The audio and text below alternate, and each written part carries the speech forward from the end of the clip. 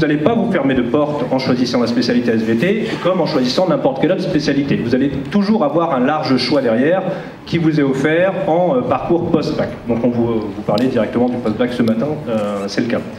Du coup, une matière qui est destinée aussi à tous les élèves qui ont un petit goût pour l'écologie et le développement durable, qui sont soucieux de l'avenir de notre planète et des enjeux du coup contemporains de celle-ci.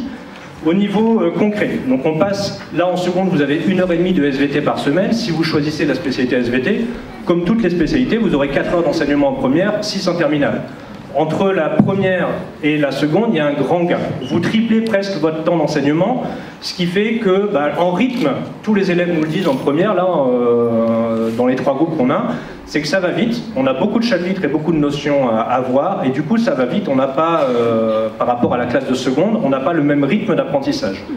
Nos évaluations, elles sont directement organisées comme des évaluations type bac, même si on a des difficultés progressives, mais on vous entraîne dès le début de la classe de première à des types d'exercices que vous aurez en fin de classe de terminale. Donc c'est pour ça que le gap entre la classe de seconde et de première est important, puisque toutes les modalités pédagogiques et d'évaluation vont être différentes.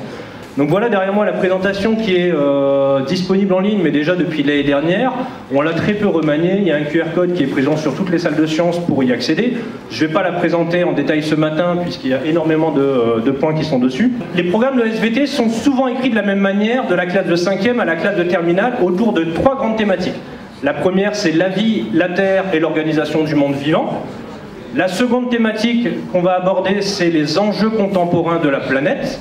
Et la troisième thématique, c'est plus centré sur nous-mêmes, c'est le corps humain et la santé. Donc ces 3 thématiques, vous les voyez depuis la classe de 5e, mais avec des objets d'études qui sont différents, ou un niveau de complexité qui est un petit peu différent. Je vous montre juste 2 diapositives.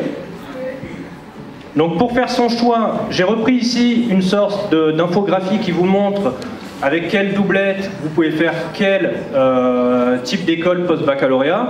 Donc juste pour vous donner quelques exemples, on peut aller vers plein de domaines qui sont différents.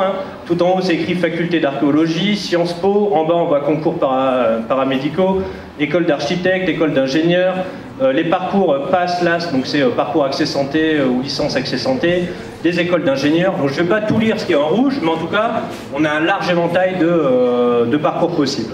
Les métiers des SVT, alors c'est pas parce que vous choisissez la spécialité SVT que vous êtes obligé de faire un de ces métiers, ou c'est pas parce que vous l'avez pas choisi que vous pouvez pas les faire non plus, donc il y a toujours des passerelles possibles, mais on va former nos élèves à un large choix de métiers qui englobe tous ceux qu'il y a ici, donc des métiers qui touchent à l'enseignement, à la recherche, à l'agriculture, à l'alimentation, aux biotechnologies, tout ce qui est sport et loisirs, la santé, des écoles de vétérinaires, ou les métiers qui touchent à l'environnement et au développement durable. Voilà.